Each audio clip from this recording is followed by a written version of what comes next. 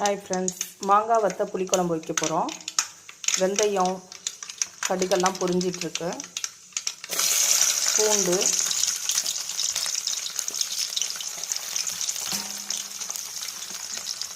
அடுத்து வெங்காயம்,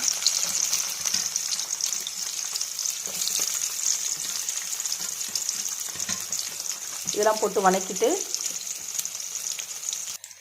லைட்டாக வதங்கினா போதும். பூண்டு வெங்காயமும் தக்காளியை கையால் மசிச்சு வச்சுருக்கேன். தக்காளி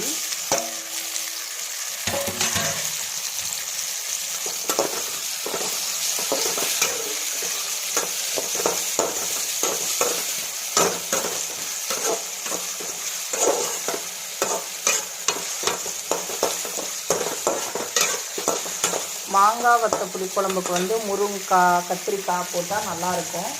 என்கிட்ட அதெல்லாம் இல்லை. வெறும் முள்ளங்கி முருங்கைக்காய் தான் இருக்குது. இதுதான் போடுறேன். உங்கள்கிட்ட இருந்தால் ஆட் பண்ணிக்கோங்க. சரியா? இதில் உப்பு ஆட் பண்ணியிருக்கேன்.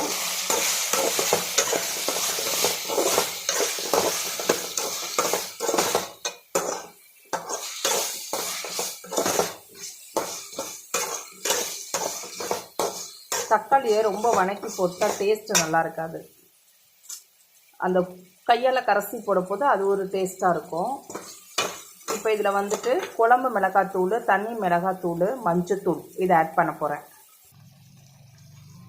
குழம்பு மிளகாத்தூள் 1/4 ஸ்பூனு, மஞ்சத்தூள் 1/4 ஸ்பூனு, தனி மிளகாத்தூள் 1 ஸ்பூன். நல்லா தாராளமாக தனி மிளகாத்தூள் சேர்த்துக்கோங்க. ஏன்னா புளிப்பு காரம் தான் இதில் டேஸ்ட்டு. ஓகேவா?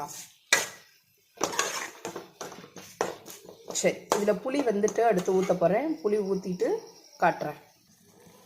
புளி ஊற்றிருக்கேன்.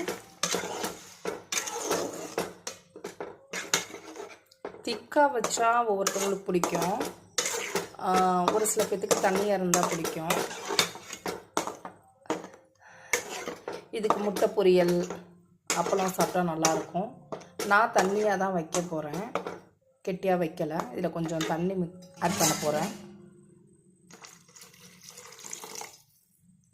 ஓகே, இதில் கடைசியாக மாங்காய் வத்தல் கொதிக்க போது சேர்த்துட்டா போதும். கொதிக்க ஆரம்பிச்சிருச்சு. அதில் மாங்காய் வத்தல் போட்டேன். மாங்காய் வத்தலில் உப்பு போட்டிருந்தா பிரச்சனை இல்லை, ஊற வச்சு போட்டுக்கலாம். எங்கள் அம்மா சுத்தமாக உப்பு போடல, அதனால் கொஞ்சம் கொதிக்கிறப்போ உப்பு போட்டு ஊற வச்சுருந்தேன். அதனால் அதில் உப்பு காரம்லாம் இறங்கணுன்ட்டு இப்போயே போட்டேன். இது கொதிச்சுட்டு ஆஃப் பண்ணிட்டா அவ்வளோதான். நீங்களும் இதை செஞ்சு பாருங்கள். பிடிச்சிருந்தா லைக் பண்ணுங்கள். பாய்.